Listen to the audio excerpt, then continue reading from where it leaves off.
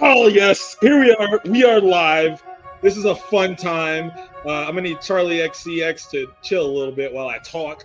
Anyway, so I'm Dre, and you are tuned into the Aim High podcast, which is hosted by the Culturally Diverse Brand Multimedia Network, where you can catch podcasts like Sucio Boys Podcast, Sucio Sports with Keys and Jermaine, Four Corners of Commentary, A Different Angle with Kyle and Rod, as well as the Shogun Soccer Sit Down, and of course the Drelax podcast and the CDB podcast. Anyone that is tuned in live to this and not hearing audio will see that I am not solo. Tell people who you are. Hello, I am Lex. What you That's do. kind of it. What do you do? What do I do? Yeah. I'm a streamer. I am a fitness content creator, and that's kind of it. I don't know. What up, Shredder? Shredder's tuned in. That's one of my peoples. You know, that's the fam right there. Uh, I love it.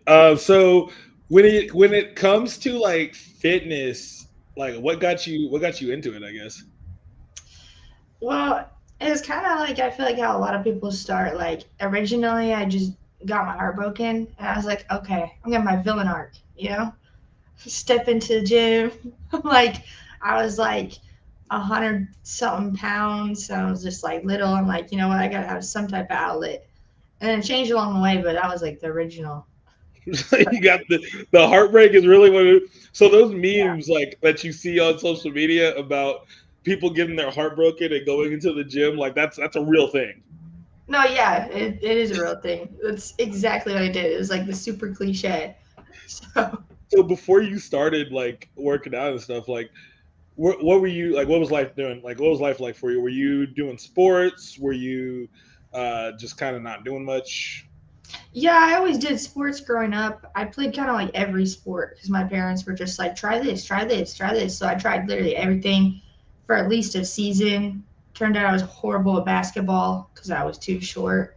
Um, Volleyball, I really wanted to do volleyball. I was also too short. So I ended up playing tennis, and that was kind of my sport. And then other things, like I had a horse. So just honestly a large variety, but I was active, just never into like bodybuilding, you know? Okay, all right. You know what's funny about her saying she was too short? Lex always likes to claim that she is like what 5'7", 5'6".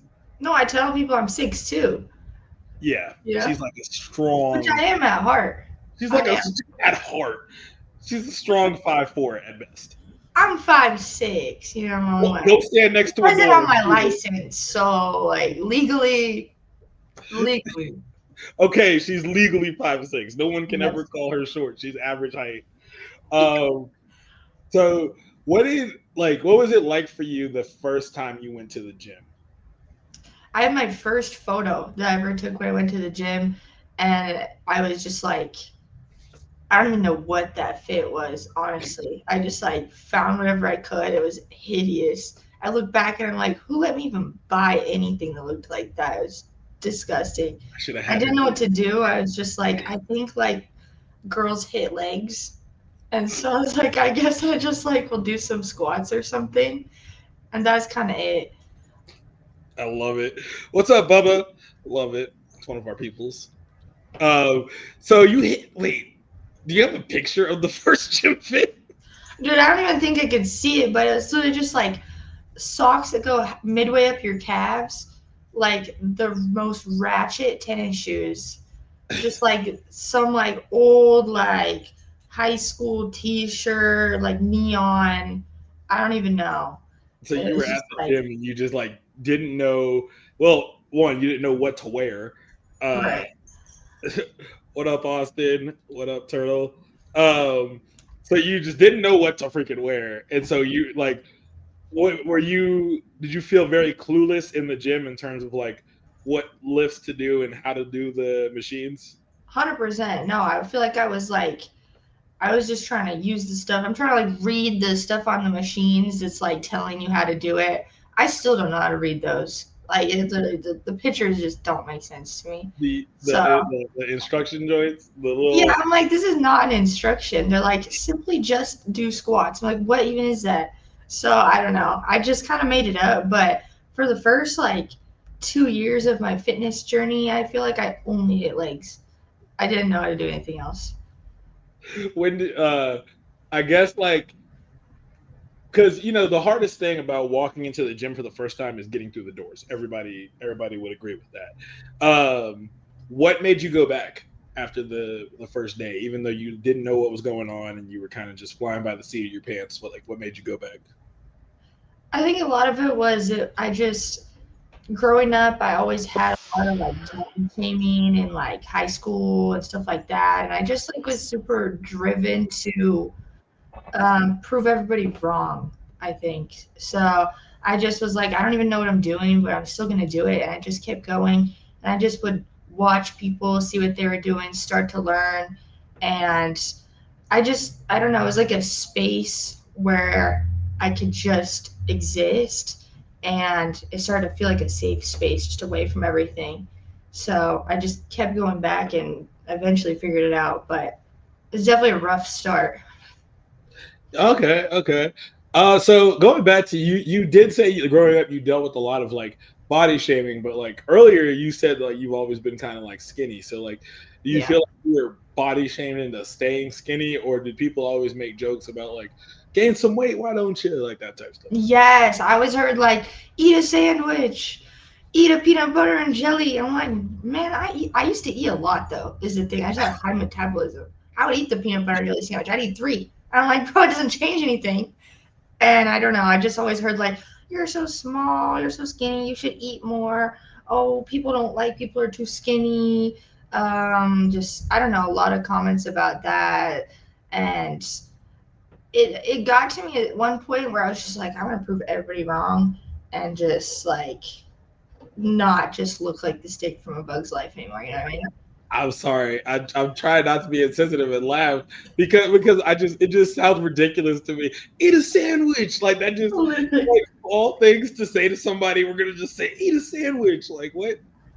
I had managers that said that to me. I would work at a restaurant, and the restaurant industry is kind of like, you know, Appearance. there's a lot of interesting people there. My managers would be like, you should eat it. You should eat more. You should eat a sandwich. Like you're too skinny.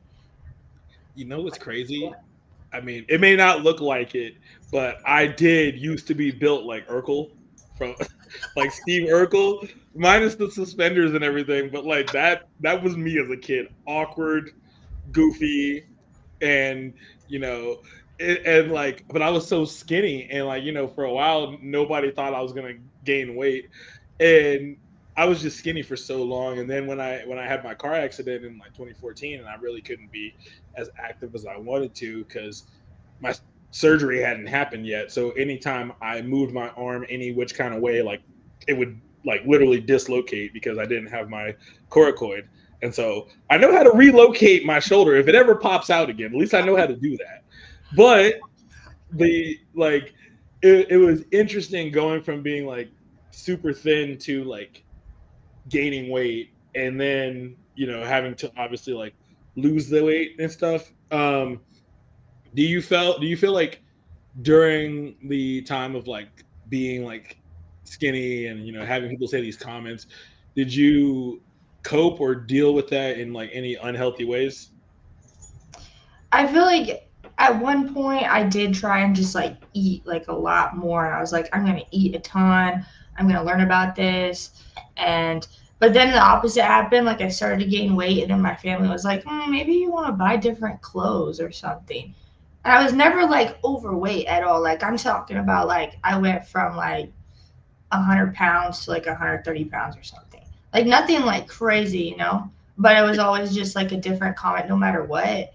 And then I ended up realizing that people were gonna comment like regardless. So I kind of just used it as like motivation in the gym. Honestly, I just took everything anyone ever said and just like every time I was just lifting weights or something, I just replay everything everybody said in my head just to like drive my workout.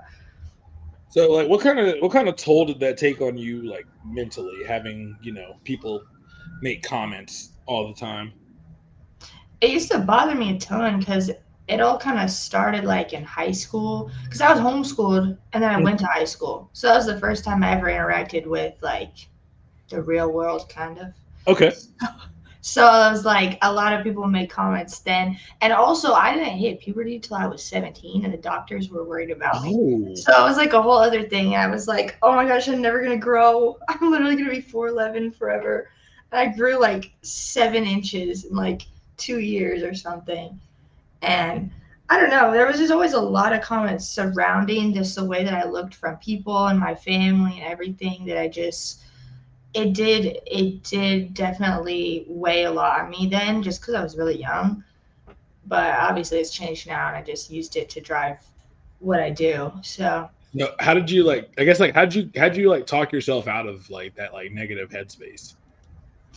I mean, I think the negative headspace still does exist actually. The thing about fitness is you don't get rid of your like body dysmorphia issues, it actually gets worse, you know? So it's like it's honestly gotten worse. I know that I made progress, but I have to look back in order to actually see the progress that I've made. Otherwise, I see myself. I look in the mirror. I actually don't genuinely know what I look like to other people because I just feel like I have such like a dysmorphia in my head that I really just don't know what it is that I actually look like. And so I feel like the negativity is actually still there, but it's like a conscious feeling of knowing, okay, you're not the same as you used to be. Like you are making progress, but there's definitely still always that lingering headspace, you know? Do you feel like do you have a good strategy now for kind of like reframing it for yourself? Because that's one of the strategies people say. When you have bad self talk, the one of the best ways to kind of fake it till you make it is to kind of reframe a thought. So instead of like, oh, hey, I look overweight. No, I'm building muscle, and that's going to make me look heavier. Like just different things like that.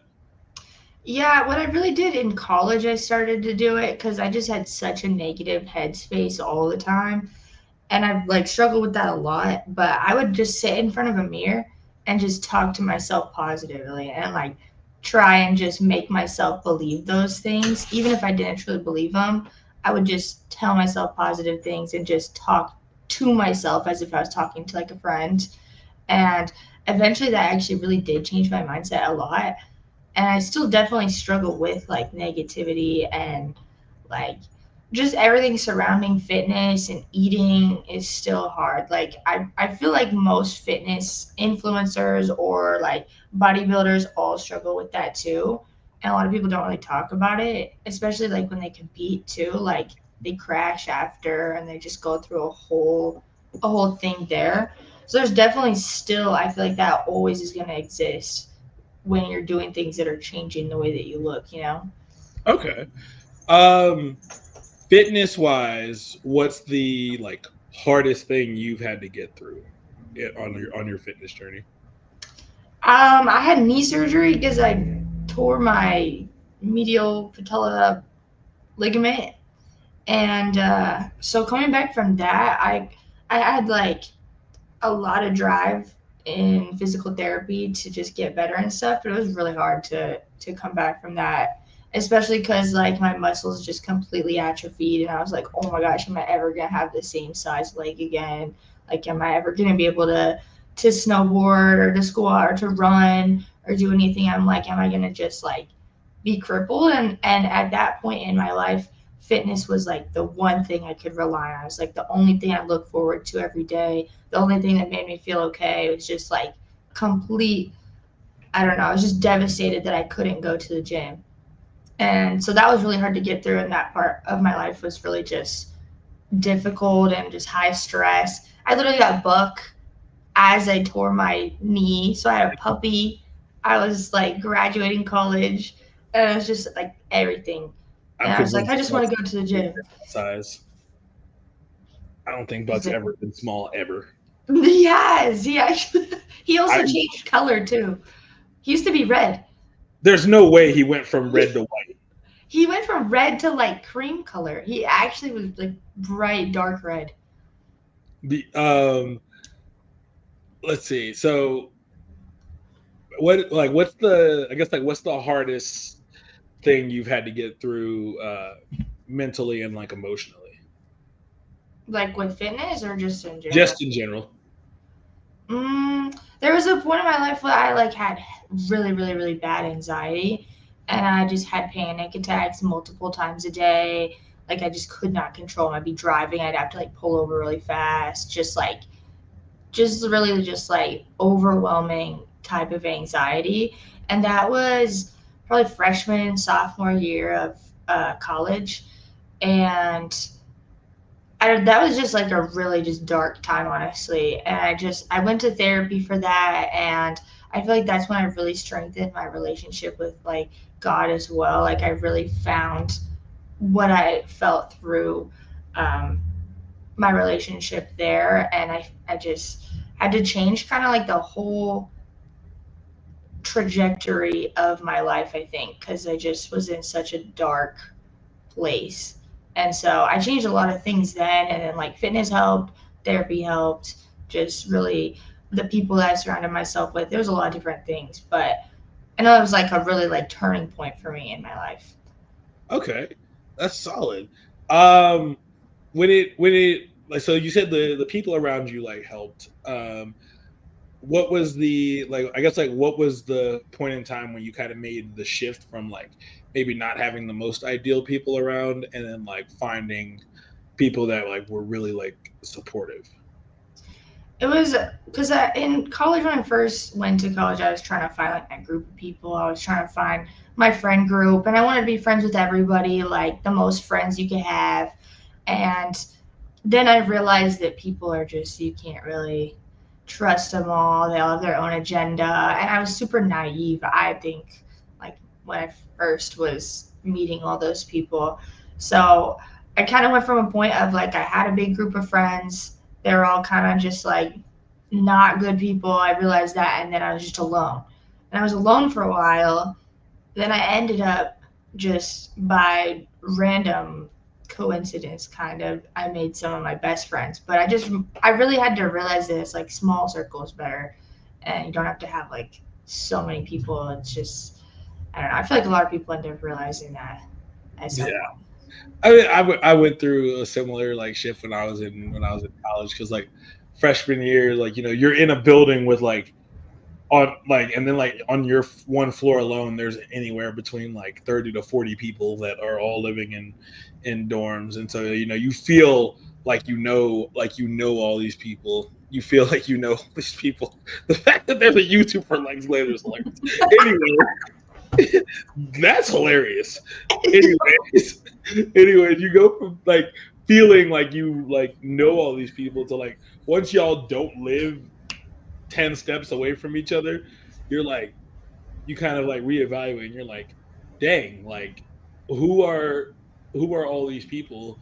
Like, that summer between freshman year all the way to sophomore year was like really tough. I was just like a really dark space, and like, I felt like really alone because I didn't live close to my like friends anymore, and like we were all working different jobs. We all had a lot of stuff going on, and it just felt like really nobody was there for me in some regards, and so that was a really tough part to get through. But shout out to the gym, and at the time living in Colorado Springs, because you could step outside your door, go like 10 minutes down the street, find somewhere to hike. Being outdoors is great. Love that part of Colorado. Um, so at one point you were talking about how you really stuck with the gym because you wanted to prove to everyone that they were wrong, what they had thought about you. The saying is always motivation runs out, discipline does not. How did you go from being like motivated by the opinions of other people to doing it for yourself, so to speak? I think for the longest time, really, I was driven just by proving everybody wrong, trying to make people proud, I guess, like in my own way, kind of like in a backwards way. And at a certain point, I realized that no matter really what I did, nobody really cared. So I was like, oh, like the people that wanted to care didn't. And they never really said anything. Like, they weren't impressed. They weren't like, oh my gosh, I'm so proud of you. You're doing a great job. And that's what I wanted so much, was just for like my family or like my close friends to be proud of me. And instead, I really just got a lot of like hate, honestly. And I was just like, okay, how are you hating on somebody who's trying to like be healthy and like fit and stuff? I'm like, that's kind of wild. So I think throughout a lot of that and just other things in life, I realized that there's certain people who I wanted approval from who I was never going to get it from. And so I ended up just having to reshape why I was doing things. And I still think sometimes I do try and do that for other people. Like, I just want that validation, but then I realize I'm like, okay, I'm not ever going to get that. So then I just do it for myself. I'm like, well, I'm going to just try and make my younger self proud, do this for me. But even more so than that, actually, I honestly don't think I do much stuff for me. I do it for my future, like my future family that I want, my future kids, because I want to be the type of person that is different than what I had, and that they can have that support and someone who's proud of them. Because even if I never get that, then I can give it to someone else. Yeah. So you're doing it for future you. If you could say like anything to like a past version of yourself, which Lex would you go talk to, and what would you say to her? Um, I'd probably talk to myself just in high school and just tell myself it's really not that serious. Like, is it gonna be okay? Because I was just like, just wrapped up with like everything people said from the left and the right, opinions. Just people are always going to be talking. There's always going to be negative people. There's always going to be hate and slander and people saying things that aren't true. And I would probably just tell myself that like it's okay. It's not that deep. They're literally just like kids in high school. It doesn't matter. Because looking back, that was like a huge time in my life. I was like, oh my gosh, this is the end of the world. Like, these people are the worst. But it's really doesn't matter that much. I So, love that. Turtle asked, has she found a community of gym people on TikTok? yeah, I actually did make like some friends on social media. Um, when I first started and like throughout when I was posting fitness content and everything. Um, I met them through like TikTok or Instagram, honestly. And I met some really cool people. I've had some really cool opportunities to meet some people at like gyms and stuff, or I see people, or people knew who I was at like a local gym, and that was pretty cool. Like, even in Colorado, the Transform gym that like I used to go to. I followed Erin Colleen for like years on social media before she ever bought that gym. And then she bought it and I was like, oh my god, I've been following her forever. And then like she literally owns the gym I go to now. So that was kind of cool. That was kind of a cool moment for me at the time. I love, Um, I love that. yeah, just like some other people too. I've had some cool, been able to talk to some pretty cool people, some gym owners and stuff like that. Because my dream is to open a gym, and so being able to interact with people who do own gyms and they're successful and they have like a social media following base and everything has just been pretty cool as well. So with wanting to like open your own gym and stuff, um, so fitness is obviously a very like important part for you. Um, what is the biggest benefit that you would say fitness has brought you?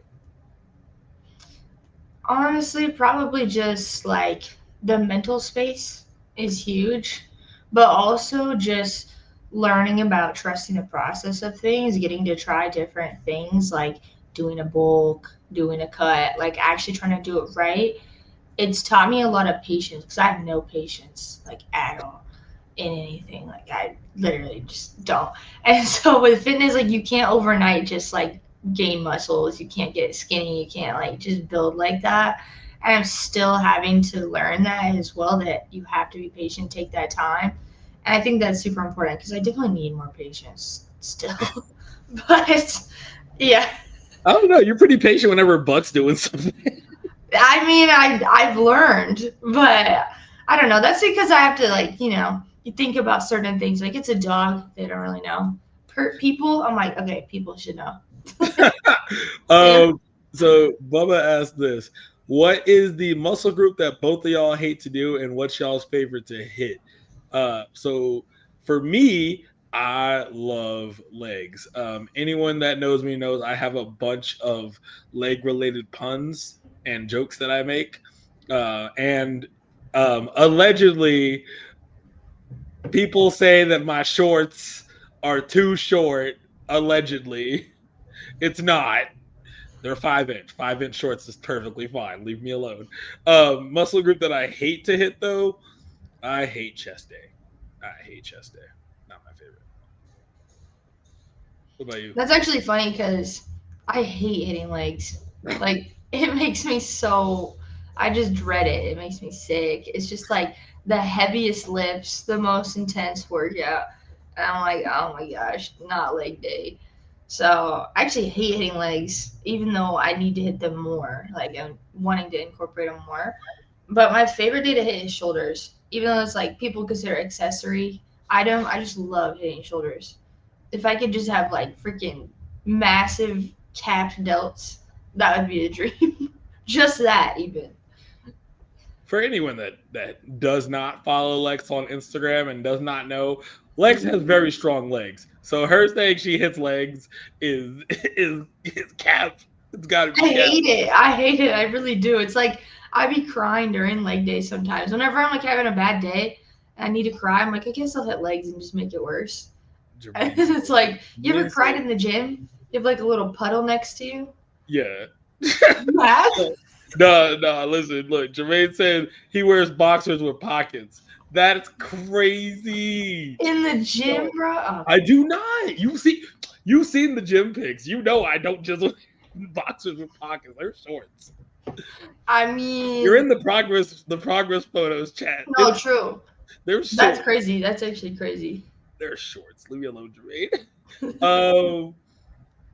Uh. Turtle says, "How has social media affected her life?" Well, We'll hear when the I good first news. started posting on social media, I always thought about it. I was like, it'd be so cool if I could have a following and like do stuff with it and have any type of influence. And I always used to think about that, but I never really thought that I would actually really be, I don't know, into social media, I guess. So, but it's affected it so much. Um, I mean, I went to college to work in accounting. I did that, and I was doing that alongside doing social media stuff. Um, but I've just had honestly a lot of opportunities. Like I partnered with brands, had sponsorships. I told myself I wanted a specific sponsorship, but a year later I had it, and it was just like it really just motivated me even more to realize that you really can do anything you put your mind to, and if you really want something, you can just make it happen. And I think that that's kind of the best part about social media. There's a lot of negatives to it too. It definitely takes like a mental toll. Like, you're being watched essentially by hundreds or thousands of people, like at any given time. Um, that you can't really be private. You can try, but you also can't be super open because you don't want to dox yourself, and you can't like it's almost not like I'm not by any means like well known, but it's like there's a point where there's things you have to do where you want to be safe. So I can't really like tell people where I'm at because I have had people who've stalked me or just like done weird things, and it's just like there's always going to be this type of people. So no, having that mental toll is kind of like there's a lot of people you don't know who's watching too, but there's also a lot of positives to it as well. Nah, I listen, man. Lex had some of us ready to board a flight because like one time she was streaming on like, TikTok and her neighbor like banged on her like window or door Yes. and like she cut the live off and we didn't hear from her for like two hours and oh, so we playing games. Okay, I'm about ready. Listen, we were about to be galvanized on behalf of Lex because we ain't know. That's crazy. No, we really didn't know. We were like, yo, dog, Nah, that was crazy because I was in that Airbnb and I yeah. was streaming and I did Mhm. not know what was going on, bro. I was sitting on my bed holding like a freaking kitchen knife, bro. And I was like, I don't know what's happening. And I kind of forgot that I ended stream because it was like, I don't even remember. I was just like, oh, I gotta go. And I just ended stream and they were just like, I don't know. Okay, that's it was crazy. It was a crazy time. Yeah. So Jermaine asks, "What's your go-to strategy to get yourself out of those dark places?" You know, it changes all the time. I still be trying to figure it out because that's the other thing about social media is like you. I think what I post, my niche has always been kind of like relatable or kind of sad, like gym content. I actually had somebody more recently who was like, I've been watching your content for a while and I really am liking the like happy, positive stuff you've been posting recently because it's always been like sad, kind of like darker things because I think there's just a lot of people that relate to that. But I really did use it for an outlet as well. Like a lot of the sad stuff or anything that's kind of depressing you see on my page, it would be just like an outlet. And so it's like I still go through moments where it's like ups and downs. And I think that's just a part of life. It's like I don't know if anybody's ever actually always happy. And so I don't know. I just try and use things as an outlet. I think like I've had moments where I was in a lot of like depressing spots, and the online community that I built was just like always there. And so I used to just like talk to them or just go to friends, go to certain people. But and to get yourself out of dark places, I don't know. There's just a lot of different strategies that I've tried. Some work, some don't. Coping, but I mean, for yeah, me, go outside. Even if you don't live somewhere where you can hike, go outside and you can take headphones if you want, but just go on like a nice little walk, like around like the block or two, and just really enjoy the ability to smell fresh air and move and stuff, and just I don't know, sunlight's good. That's why vampires don't like sunlight because it's not good for them. that is But a good strategy. it's, Yeah. it's true. Or man, I like music is so heavy for me. Um, one of my favorite songs is "One of Those Days" by Lip Biscuit. It's just such an aggressive song. It's that way. Like listen, sometimes you need that. Most of my gym playlist is literally aggressive rock songs. Like the one of those like a lot of those like boom bap hip hop type songs. I got like one EDM song because it's by Illenium, and I love Illenium. But that's about it. What's on your gym playlist? Oh my gosh. It ranges. It used to be like metal to like K-pop to just Drake, like literally range. I'll find like one song and listen to it on repeat for like until I'm sick of it. And I used to not even finish songs. I used to find like a 10-second clip of a song that I just really liked. I would just listen to that on repeat over and over. There's some songs I never heard the end of. She So it said really just depends, honestly. K-pop. I'm just baffled. Dude, I don't know. There's just some different songs. It's like honestly a whole range. When people are like, I listen to everything. Like I actually literally listen to everything. But nowadays it's probably more like Drake and like I don't know, Rod Wave or it just depends on the movie, you know. She was playing Rod Wave on stream one time, and I said, "Rod Wave." It's I so actually funny. love Rod Wave though. Hey, it's so funny because like sometimes I realize how different me and Alexa's music taste is sometimes. Because like, okay, anyone that knows me or has been to karaoke with me knows that I'm guaranteed for at least like one Kendrick song. So there's a lot in my catalog. This girl was playing as soon as like the Party Next Door Drake album came out. She played "Give Me a Hug," and I was like, really? All right. I'm leaving the Oh, stream. he hates that song, and I don't know why. As a Okay, bop, I I played it don't. last I night. don't. I like. There are some Drake songs that like, not a lot, but there are some. Turtle said, "How has social media affected your relationships?"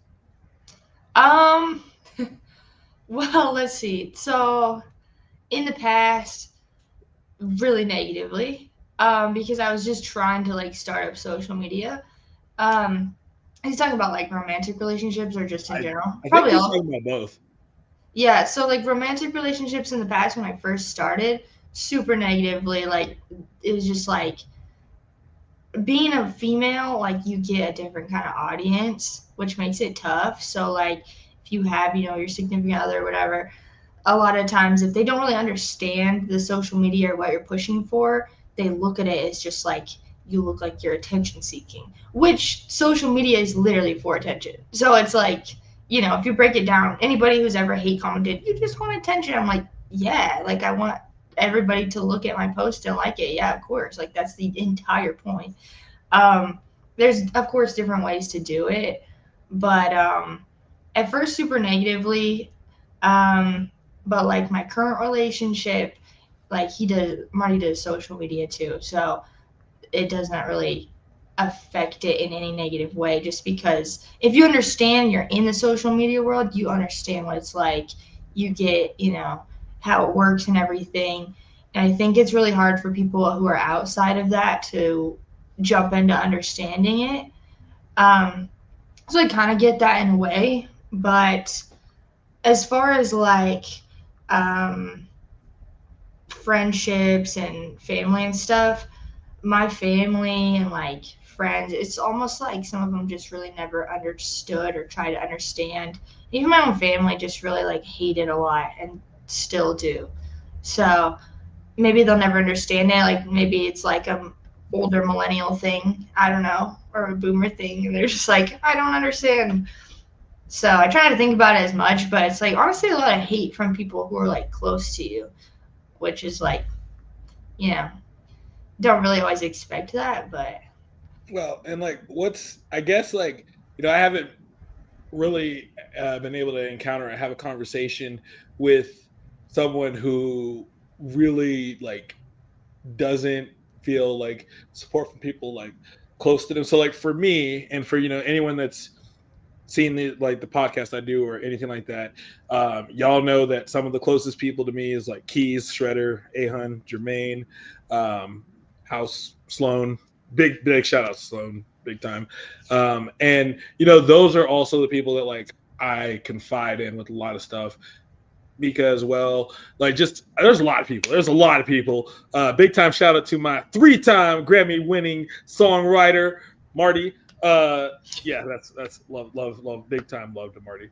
But anyone that knows me knows that like those are the people I lean on the most. And honestly, the funny part is in the entire time that like in the entire 4 year time that all of us have been friends, I've only met in person with like 6 of the people I just mentioned, like 6 to 8 of those people, and like, we've only met each other once, but like we are super close, and like it would be hard to imagine like what life is like without them because they've all gotten me through a lot of like really like hard times. So it's very rare for me to encounter somebody who like the people closest to them they don't feel as much like support as they do from like maybe people like who haven't met them who aren't as close to them. So like I guess like kind of what's that like for you, I guess? you said, what is that like? Yeah, like I mean like do you like I guess like how does it make you like feel like not having the people that should be your biggest supporters be your biggest supporters? I think it took me a while to really think and process about that whole thing just because like my family, you think like your family's supposed to be your biggest supporters, but in a lot of instances people's families are just not. So which sucks and it's sad, but I think it really just made me feel kind of like outcast from my family because I think I tried to like take a different path than a lot of them did. They're Mm-hmm. really like traditional, kind of standard with things, and I just like want to do something different. I want to not just live the day to day and just hate life.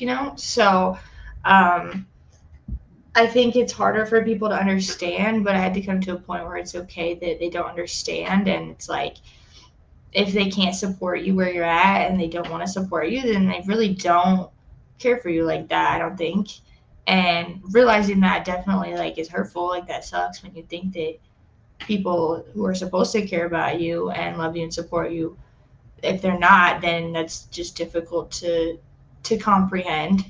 Um, but after a while, then you kind of realize your family really can be other people, and it doesn't just have to be your blood, you know.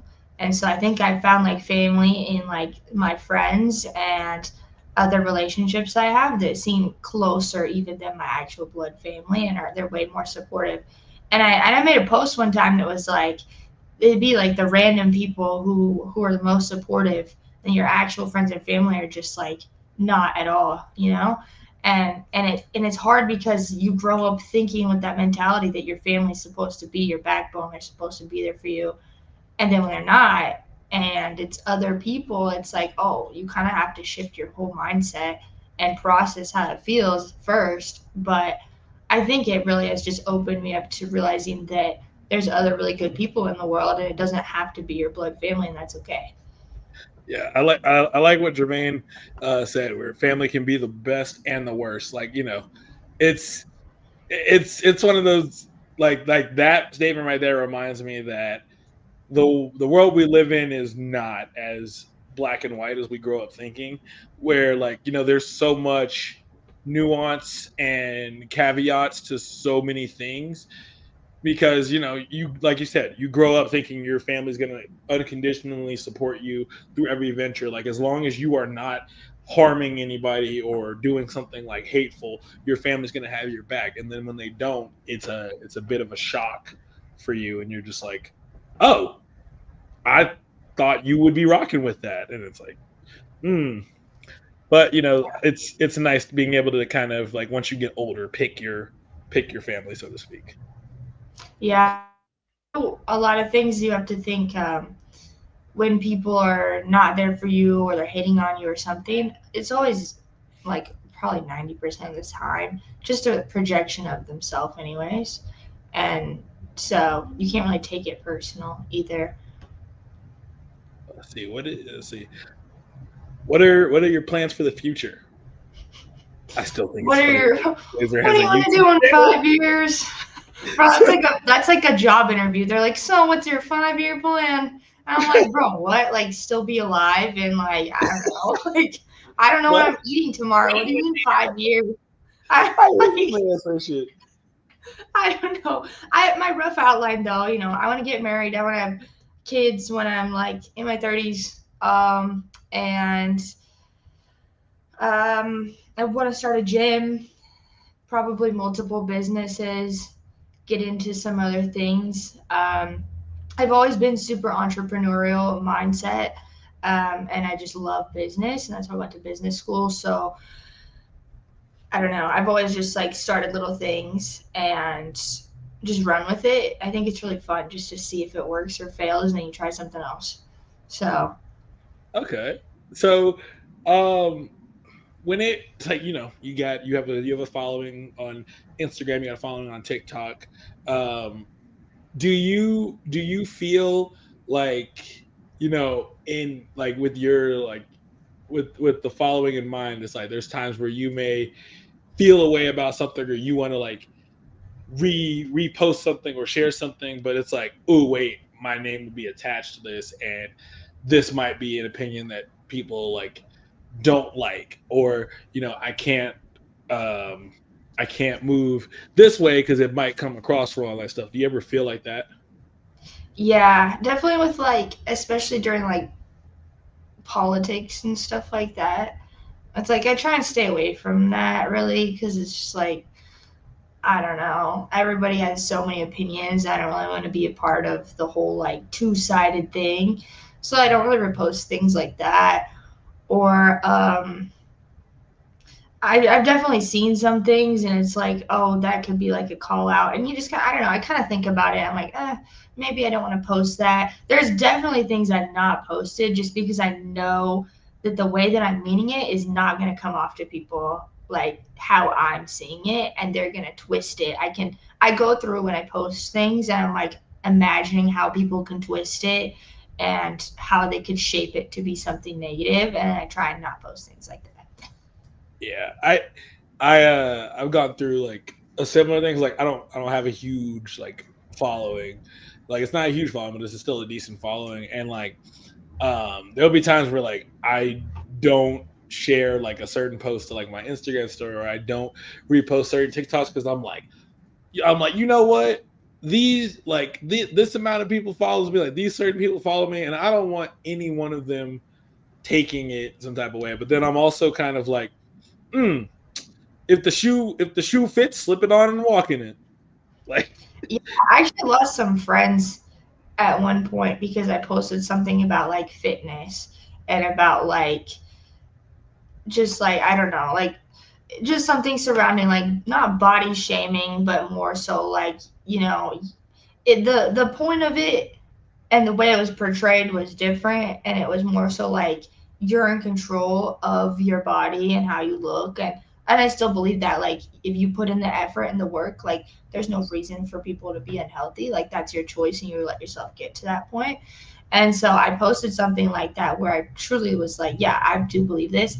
And some people got upset, and they just like were people I knew that I used to work with, like old coworkers, and they like unfollowed me and like didn't talk to anymore. But I'm like, but it really probably applied to them. And that's why it didn't feel good, because it was just like a call out. So let's see. Turtle says, so does social media make it so you can't be your authentic self? I think I actually do be my authentic self. I don't know. I try to be. I think there's a lot of people on social media who are not their authentic self, and you meet them and they're completely different than what you see online. And I met people who were like that, and it was like just completely different than what you see. So I always wanted to make it so that I could be as authentic as possible, as transparent and open as possible. So it feels like people are seeing just a regular person, honestly, instead of someone who's trying to like just make everything so showy, or like a lot of stuff you see is just a lie. But I really do try and make it as genuine as I possibly can. I like that. I like the look. I like the authenticity. Um, do you? So with you being a influencer and a streamer, do you feel like certain like people that you like encounter or come across, they like either develop like a kind of like parasocial relationship with you, or like that they might have this like portrayal in their head of like you, even though it may not match up with like who you are in reality? I think I have had some people like that, because I do try and talk to people and be really personal with people, especially when I'm streaming. So I think I've definitely had some people who there was like that parasocial, like they thought we were like best friends or something, and I'm like, I actually don't even know you at all. Or just like, I don't know, maybe they do have different portrayals of me, but I try and keep it like I used to be when I first started social media. I would try and talk to, I thought you had to respond to every message, every DM, like acknowledge every single person. I think I got to more of a point where I'm like, okay, that's not realistic or even really safe. So I was like, okay, probably can't do that anymore. But I try and make a way where I'm still myself, um, and also like a little bit reserved from engaging directly with people like that. You know what? That tracks. That makes sense. Um, how do you maintain your mental hygiene? So my friend Mikey De La Pava, he introduced to me back like in, I mean, it's at least 30 episodes ago. But we were talking about the concept of mental hygiene, which is just everything that is around your mental health that adds to it and helps prop it up like pillars. What would you say like is your like mental hygiene? mm, I'd say it's probably a work in progress, honestly. I don't think Hey, I that's have cool. like for real like pillars. I think I'm still trying to figure out what that foundation is actually, so that I can be more consistent with my mental hygiene or mental health, just because it does really shift a lot of times. Like I feel like the highs are pretty high, the lows are pretty low. So I think I'm still trying to find things, and like I think routine and sleeping is actually huge. I used to just never sleep. I would get like 3, 4 hours of sleep a night, and I'm just like, it catches up to you at a certain point, and you don't even realize how much it affects you, and like being depressed or anything like that until you start sleeping more, eating regularly, drinking like the basics that people are like, did you eat? Did you sleep? Did you drink water? That's literally so true because it's just like so basic, but it actually affects you a lot. So I think just recognizing that it's okay that the basic things are actually really necessary has been one thing I've been trying to like really implement. So Lex Glazer asks, like, do you have any like favorite supplements? I used to take supplements and I used to have some sponsorships, but I honestly don't really use supplements anymore. When I did, I think the most beneficial supplement is protein, just because you can get, more protein out of like protein powder. Otherwise, you just eat a lot. But other than that, honestly, you don't really need a lot of supplements. Like, it's kind of a scam. The supplement industry is honestly a scam because greens not doing anything for you. Just eat vegetables.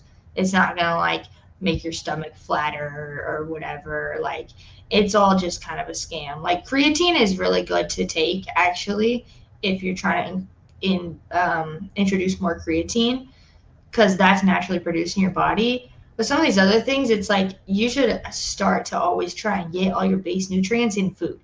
And then if you need more, that's what supplements are for. But people will just rely on supplements and not eat the food. And that's not healthy. And then there's So things aren't working. So let I guess like kind of like walk us through because everybody hits that like really like that like plateau or that kind of like low point in your like fitness journey when you kind of like might fall off a little bit or you kind of just feel like you can't get over this like hump. Like, have you ever felt that, and like if so, how did you get through it? that's actually me right now. I like because I had such a like set schedule with the gym. I was like, this is the one thing I'm looking forward to. I'm gonna like be there for like 3 hours. And then I changed it to a time where I'm like, okay, I have a lot of other things I have to do. I can't be at the gym for 3 hours. It's also not like necessary to be at the gym for 3 hours. And I used to be on that whole hype train of like 900 milligrams of caffeine a day, gym for 3 hours. I live in the gym. And then it was like, okay, this is kind of not realistic. So now, just with life, like been moving a lot, traveling like in different states a lot, it makes it a lot harder to find that consistency to get to the gym, especially because I like in my head I'm like I'm gonna wake up early and go to the gym, and I'm like, okay, I didn't wake up early, so I'm not going to the gym right now. And then it's like trying to figure out a schedule. Honestly, the hardest thing is to just find a good schedule, but once I can find that again and just see what really works for me, then I feel like I'll be able to be back more consistent. But my drive is kind of like lowered a bit at the moment. You know So what? I feel that. Like it's been hard living in a different city from like because like when I worked at Vasa when I was living down in like near the Centennial area when I worked there, a lot of most of the friends I made at work were all gym friends. Everybody worked out. You saw everybody at the gym. You made friends with the members that went there and stuff. And so like you felt like a community out of people that like you built up like time with, and your clients and stuff. And like going from that to a whole new city where like I still don't know like a lot of people like that, and like the people that I do know at my gym, like they're usually working or like I'm usually just trying to work out and get going, and like it's a little bit like harder to kind of build that community. The motivation for like the gym definitely has like depleted a lot. And I like how I at least started to climb out and get over it. I made a gym playlist. It's called Masculine Bad Bitch Energy. So my friend Sloan, he came up with that term, and I made a playlist with the name of it. And it's literally just songs that just get me hype and just make me excited. And so I throw that on when I'm having like a bad day or having a tough time, and that's what gets me through it right now sometimes, especially when Yeah. I'm do cardio. I think what was hardest for me too, though, was that I was in a place where I was like really depressed and really just like mellow, and I was like, the gym was my outlet. So then when I started to get happier, it didn't hit the same. I was like, dang, I'm like, what do I do? Because these lifts are not hitting the same. Like, I'm not like depressed as much. So I'm like, why am I like causing so much physical pain to myself? It was the outlet. So then I was like, how do I reframe that? I'm still kind of trying to figure out how to reframe that actually. But Jermaine's seen the playlist. It's funny. Like, hold on, let me before I get the turtles question. Like, let me see where this playlist is. I think number one is oh yeah, last time that I checked by Nipsey Hussle, and then there's I got No Flockin' by Kodak Black, Rude Boy by Rihanna, Back and Forth by Aaliyah. I don't know why How Many Ways by Tony Braxton's on there, but it's a great song and it's staying there. Turtle asks, how does she balance building a brand and keeping morals and values and the struggles around that on social media? So I think what he's asking is like how you build your brand without being one of those people that relies on like thirst trap type energies or like being one of those folks that got they like subscriber only type things, but without you know yeah. Um, I think, I don't know. I think it's difficult because fitness is all surrounding your body, and being like a female in the industry, it's like people look at you like if you're in fitness, you're in the fitness industry, you understand it. If you're not, you look at a woman who is posting her body and you're just thinking like, oh, she's just looking for attention, like just a lot of negative things surrounding that. And so it's kind of difficult to post in a way that doesn't attract that kind of attention. And I think I've like tried to reshape that throughout just my content posting and like my fitness journey and everything. Because definitely at first it is always just like a lot of just the little like thirsty people, and it's just like you still get that, but it's like okay, that's not the point. And so I think I've just had to learn like different ways of posting and realize how it looks to other people too, to get the message across that I'm trying to get. Because like my morals and values, like I'm not trying to like, objectify myself and look that way to people because it makes you feel disgusting. I mean, I experienced plenty of objectifying, and it's just like it doesn't feel good. It's like, I'm a person, like I work really hard for this too, and then people are just gonna be gross and nasty. Um, but yeah, I don't know.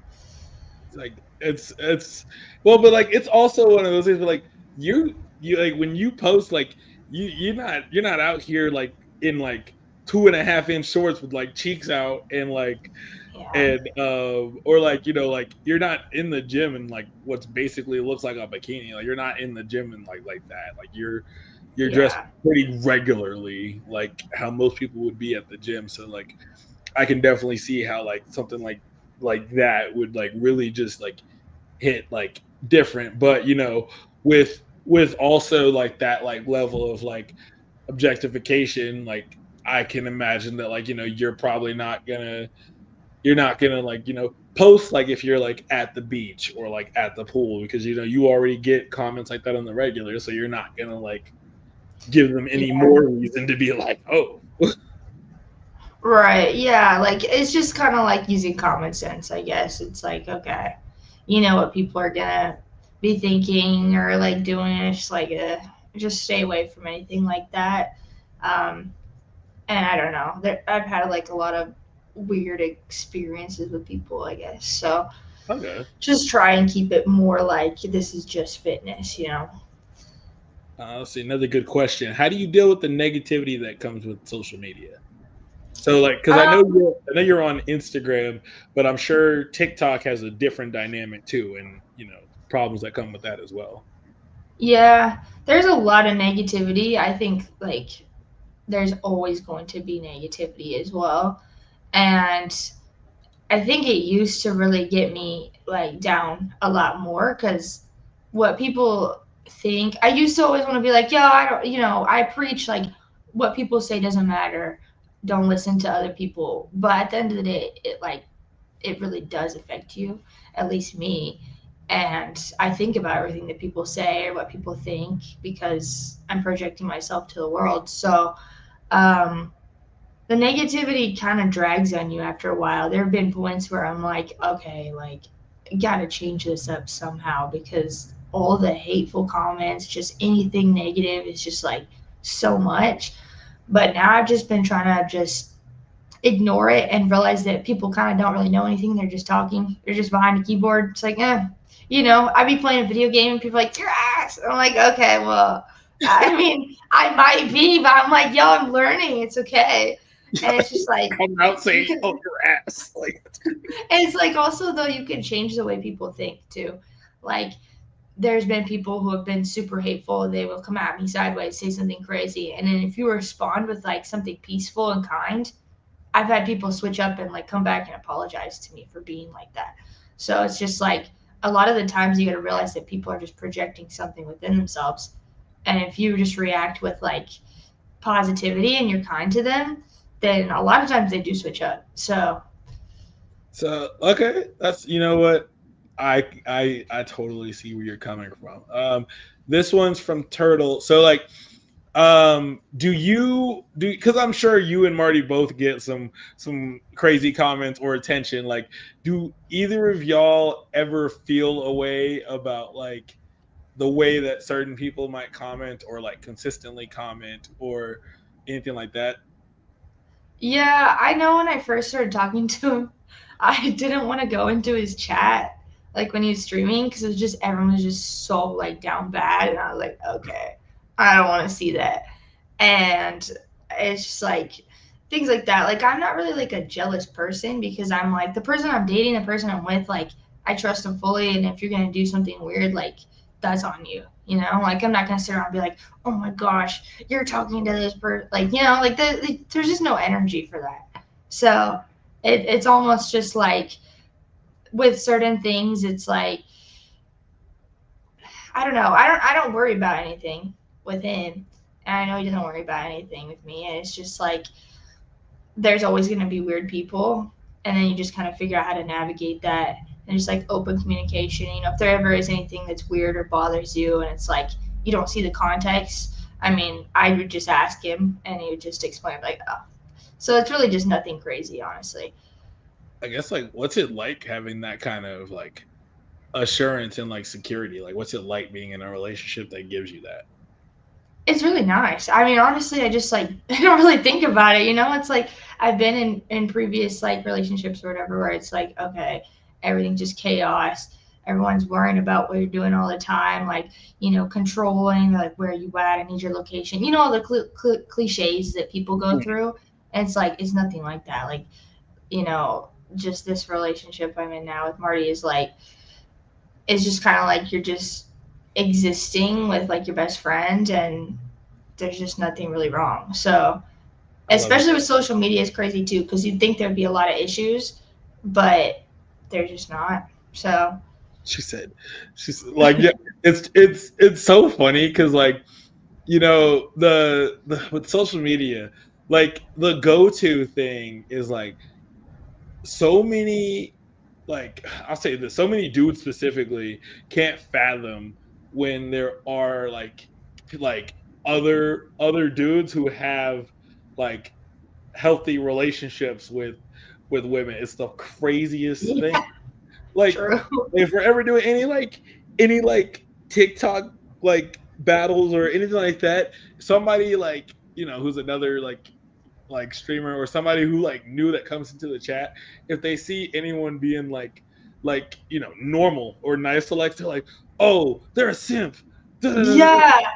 Oh my gosh, no, literally. I'm like, okay, bro. I don't know. They're on a sick one. Nah, there There was. was a I remember there was one dude that said that like to me, and I was like, no, sir, literally, I was like, sir, that's family. That's not. right. It's sort of like I don't know. People are always gonna be talking. That's why I just be like, okay, just ignore the little weirdos, He little goes, that is gremlins. not your cousin. I was like, why? Because she looks white. I was What? like, I was like, listen, you don't know our DNA makeup. That's crazy. Yes, That's you crazy. guy. Oh Get out of yeah, here. No, I but think wild. literally, Lexi's fan, bro. Like I don't play with my people's, but it's just so nice. It's nice getting to see you like happy. Like I see how happy like your relationship with Marty is, and like that's super nice. I also love. See, Bubba gets it. Bubba gets it. See, I also love how much like joy Buck brings to your life. Um, Yeah. I'm assuming he's like sitting down near, not too far away. He was. He was. I don't know where he's at now, but yeah, he's Did chilling. so? What was it? What kind of time frame in your life did you did you get Buck, and like what did that like do for your life? Yeah, I got him. So 4 years ago now, I was. Oh my gosh, I was graduating college 4 years ago. That's crazy. I got him like when I graduated college. He was a little baby.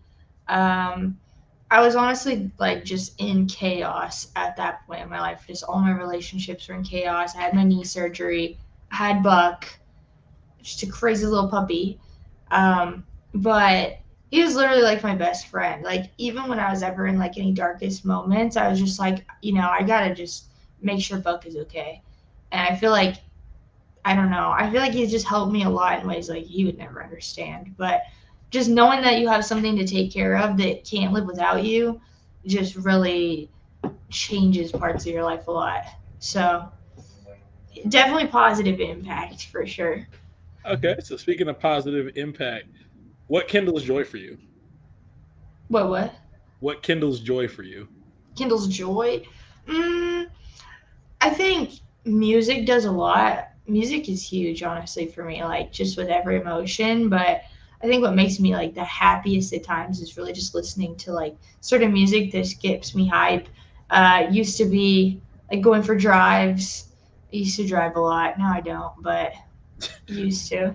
Well, the traffic where you're at is horrible. That's Yeah, I can't. I would honestly just crash out now because I used to go for drives in Colorado in the mountains and just like take Buck or take my brother's dog and go hang out in the mountains and it's just like peaceful. But now I'm not driving in the traffic. But Mhm. um, yeah, mostly that. I think just random things sometimes too, random small things, interactions with people that are just like genuine and like wholesome. I'm like, oh, there's good people in the world, and it just like makes me happy. So Do you so do you feel like because like with being a streamer you pretty much are on the app every day, does that like what kind of toll does that take, and do you ever like have days where you get up and you're like, God, I don't want to do this?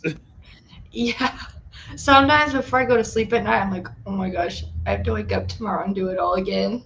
I'm like, oh my gosh, I just got done with stream, and I'm like, I gotta stream again because it's a lot of energy. Like at least how I try and stream. I don't know about what other people do, but I try and put like as much energy as I possibly can into it and just be attentive and like, you know, engaging with people, entertaining. It's like I'm just a girl, but I try to be funny. So it's like I don't know. It's exhausting. Well, because I remember like now again, I will say Lex is a very positive person, very like uplifting, always like joyful. She does have her days where she is not in the mood, and if the right Crash out. person presses the issue, she gonna spaz out. Now she mad at the chat, and all of us are mad at the person that done got mad. Got her all. We're like, oh, we were having a good day. Why would you do this? This is not Bro, the day. Like, but again, you're still a person, so like you're entitled to have days like that. where you are just not feeling it, or you just need like, which is why I think it's good that like, you do structure time off the app for yourself. Like Yeah. I'd say you have a pretty good schedule. Yeah, I kind of have to, and I feel like more recently too, I've been taking like more breaks and stuff, like incorporating just like time away a little bit, just because I don't know. I try not to be crash out. I feel like I've been a crash out more in the past, and I try and I want to bring like more positive energy, more joy, because everybody's going through like a lot of stuff in life. They don't want to go get on stream and hang out with their, the people in the chat, and the streamers all like negative energy. That's just bad vibes. So try and keep it positive. Chad, go load up 100K coins. I can't believe he said that. I can't believe he said that. For those Wait, of who y'all said who that? don't know, it was freaking Asai. He said, Chad, Bro, yeah, no, it's crazy. Like, go load everybody, 100K in coins. That's what's up? crazy. So I guess for you, what would you say to someone who is going through like a really like rough time, like either emotionally or mentally? Like, what encouragement would you say? I just say remind yourself that it's gonna be okay. Honestly, like the the biggest thing that I have to remind myself when I'm just going through a lot of stuff is just like eventually it's gonna be okay. You pass through moments. That moment will pass, and just knowing that as a foundation really does help a lot. And of course, you can incorporate a lot of things, cope, make sure you're taking care of yourself, take space for yourself if you need to, like take a day and like do things that you love, but just know that it's gonna be okay. Like it's not gonna stay like that forever. You're not always gonna feel like that. I like that. How did it feel going full time streaming? Um, it is different, definitely, because I always worked in corporate or like private accounting stuff like that. I always had a boss, and I just it came to a point where I was like, I don't know, I need to do something else. I was so stressed out, like beyond the most stressed I've ever been in my entire life, honestly. At my last job I was working, and it was just such a mental toll, and I was just always exhausted and like just surrounded by just dumb people, and it was just like it's horrible. So I'm like, I gotta do anything else. I'm like, I'm gonna figure something out, because this is just the stress levels are not it. I could hear um it in the tone when you said just dumb people. Bro, just There was dumb a people, flashback. bro. You had like a little Vietnam flashback. Just dumb people. Literally, like when I tell you that almost every company that I've worked at, my manager after I left either like got fired or just like left the company. And I work really, really hard in the things that I do. Like I put everything into it Mhm. just for it to not be like anything, because you're just a number in like big corporate. They don't care. And so I was just like, this is just exhausting. I want to do something that means something to somebody.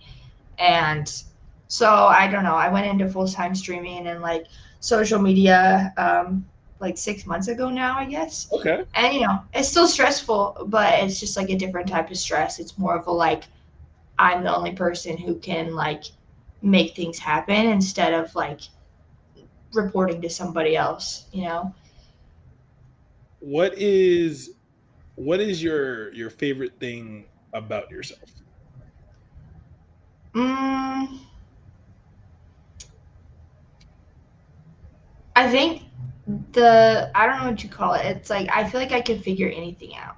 Like no matter what. If something goes wrong, there's a crisis, I just in those moments I'm able to always just like figure something out no matter what. Even when people are like, no, that's not gonna work, I'm like, no, it's gonna work because I'm gonna figure it out.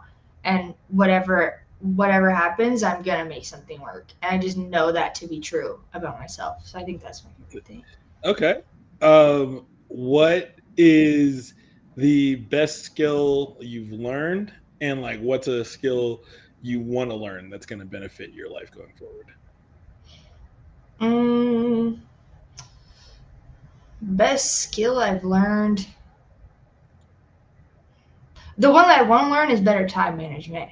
That's what I want to learn. Because I just am like, I feel like I need like 47 hours in a day or something. Because I don't know, my time management. Maybe it's because I have like ADHD or something. It's just like I feel like everything's going on all the time, and then it's the end of the day. But I need to learn better time management. Um, what I have learned is like, I don't know, perseverance, I guess. Okay, Maybe I don't know if that's a skill, but that's um, very much a skill. Knowing how to okay. not quit, that's very much a skill. Yeah, I just am never gonna quit in anything, honestly. Like as much as I probably want to sometimes I think about it, I'm like I just want to quit like everything, but I just know that I never will. So I like that. I love that. Um, so just a few more questions. We've finally gotten to one of my favorite parts in the show called This or That, where I just have you pick between different things. First, we'll get to Turtle's question. Does streaming so much make it hard to post videos? um yes and no. A lot of the stuff I post more recently is recycled content. I need to film more, but just like filming more in like high quality stuff in the gym just takes a lot of time.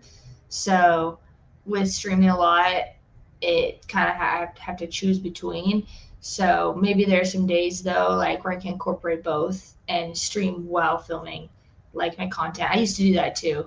So I honestly just have to maybe do both or just make some time for a day to film new things. I like that. Okay, Yeah. so we're gonna play This or That. It's gonna be fun. Um, Leg day or chest day? Chest day.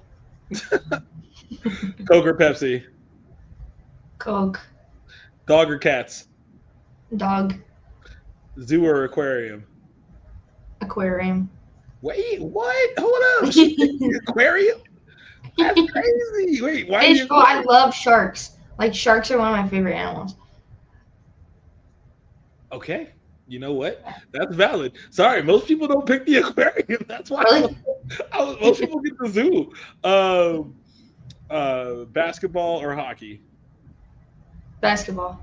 Nice. All right, please tell me you're not rooting for the Thunder. Lex, Listen, you listen. I'm literally, from. I'm from. I was born in Oklahoma. It's like default. Cause you it's live not in my team, Colorado. but it's like default, bro. So Nuggets are nothing. Anyway, Exactly. No, exactly. um, football or soccer? Football. Nice. Wait, what's your football team? The Broncos. Okay. Whew, guys, we It's were all my sports. All my sports are Colorado except for baseball. wait, what's baseball? The Red Sox. Oh, how did you get to be a Red Sox fan? My family lived there, and then they were Red Sox fans, and I was just like, okay, I guess I'm a Red Sox That's me with the Broncos and the Nuggets. I was like, fan. oh, I was like, I guess so. I was like, I guess Okay, so. okay, sure. Listen, my first memory is the Broncos winning the Super Bowl in 1998. That is my first memory. I Oh my vividly god. remember that as a kid. I remember everybody being super excited, and I remember John Elway hoisting up the Lombardi Trophy. I remember that very vividly, and I'm stuck being a Nuggets. First memory. I'm also stuck being a Nuggets fan because I grew up watching Carmelo Anthony play, so I'm stuck. It's what's gonna happen. So few closing ones. What would you say to someone that is wanting to start their fitness journey but has not started yet? Like they're hesitating. I would say just go to the gym, and then like you don't need a coach. I mean, you can. But I was actually talking to somebody the other day who wanted to start their fitness journey, and I was telling her, I was like, just get like a basic program, something that just shows you like the most basic, like what to do, and then just show up. Just go to the gym, just go try, just keep going back, and you're gonna figure it out. I learned by watching what people were doing and then trying to look up stuff. And I was like, what are they doing? And then I would just copy lifts that people were doing. Some of them were probably not even anything like relevant at all. But honestly, just show up every day. Just actually just go. Would you ever consider coaching people? I did at one point. I wanted to coach, and I was like, "Oh, that'd be super sick. I could do that." And I was like, I don't know. I wrote a program that I haven't published yet. It's like a basic program, but I feel like I could write some programs because there's a lot more people. I hesitated on like putting it out there, just because I was like, oh, everybody already has programs, but there's still so many people in the world who are just very new that they just don't know. So See, Bubba's a fan. You as a coach would be sick. Let's see. This one's from Turtle. What advice would you give to someone who wants to become an influencer? um, I would say post, just post. Make sure you're posting stuff. Post things that you enjoy. Post things that have meaning to you. You don't have to just post like the trends or what everyone else is doing. Like actually make content that you like. And if it's good and it has some meaning, then people are gonna like that too. Because you don't want to build an artificial community. You don't want to build something based off of trends that's not actually you. Then you have to keep doing that. So whatever you base whatever your original content is on, it's like that's what you're building. It's hard to change it later on. So Okay. If you could talk to future Lex and ask her anything, what would you ask her and why? mm,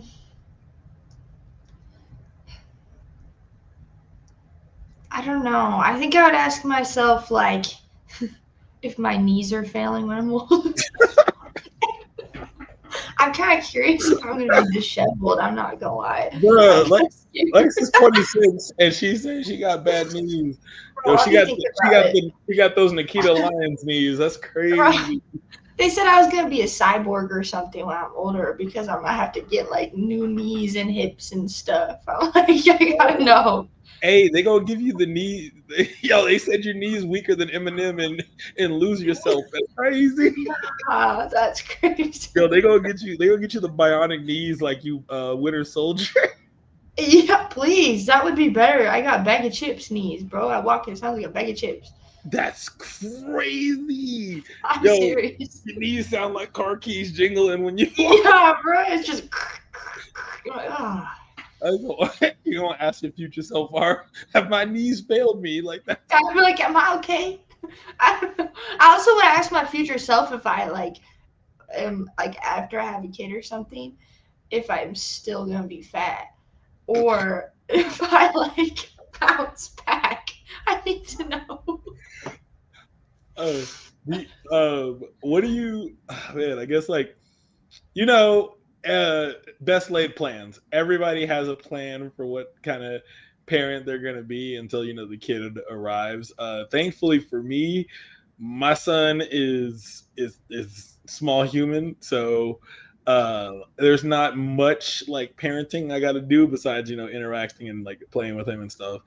Uh, Not too much I got to like act like actual parenting I got to do. What kind of like parent do you like expect or like hope you'll be? And do you feel like, your own like upbringing has better equipped you for being a parent? Yeah, I think like my parents did a lot of good things, and of course there's things that are missing. So I just want to be like everything for my kid that I didn't have, and then everything that my parents did well.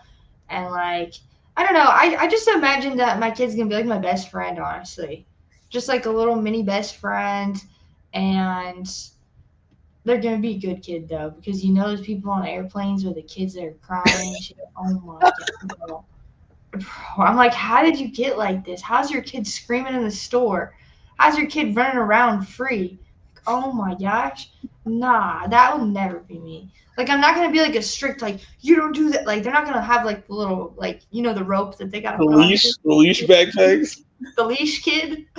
I was never a leash kid because I was scared to get lost.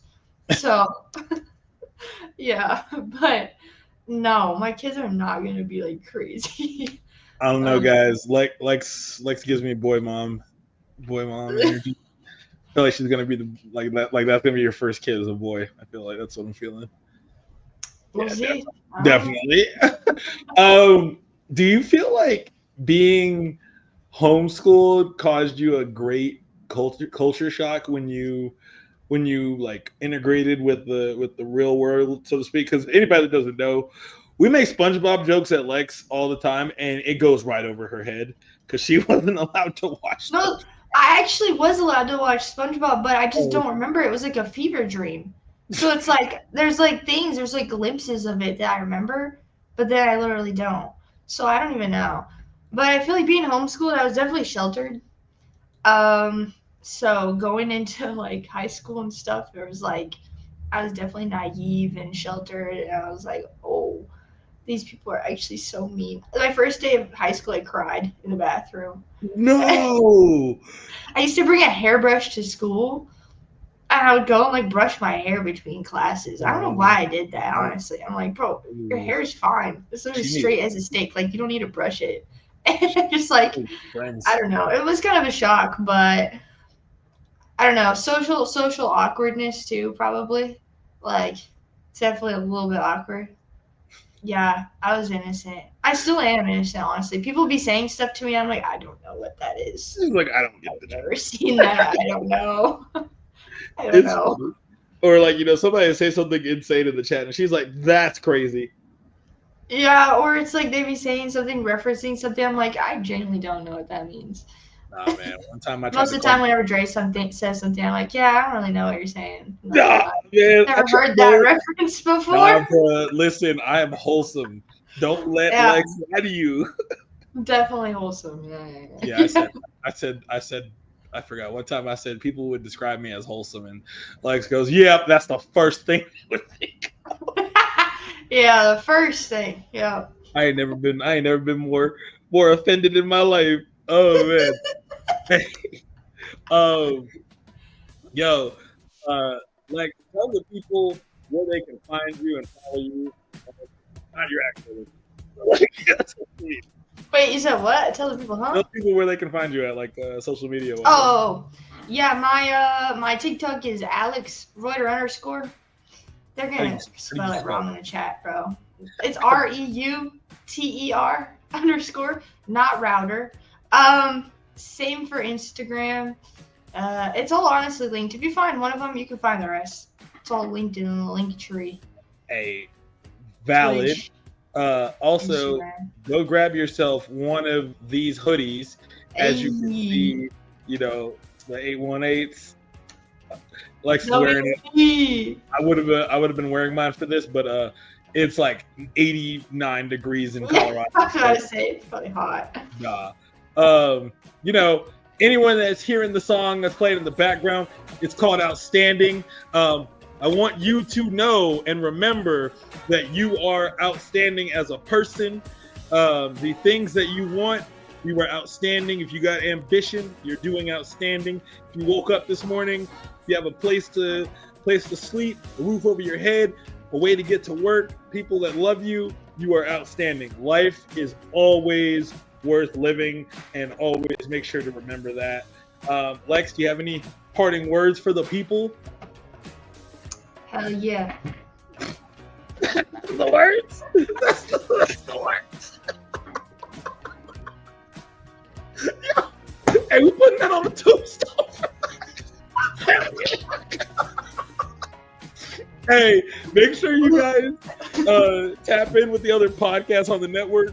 Sucio Sports, Sucio Boys, Aim High, A Different Angle, Four Corners of Commentary, Shogun Soccer Sit Down, the CDB podcast, and of course the Dre Lax podcast. I'm Dre. That's Lex. We getting up out of here. Always remember, you guys are outstanding. Keep being the people that you are, and only change if you want to.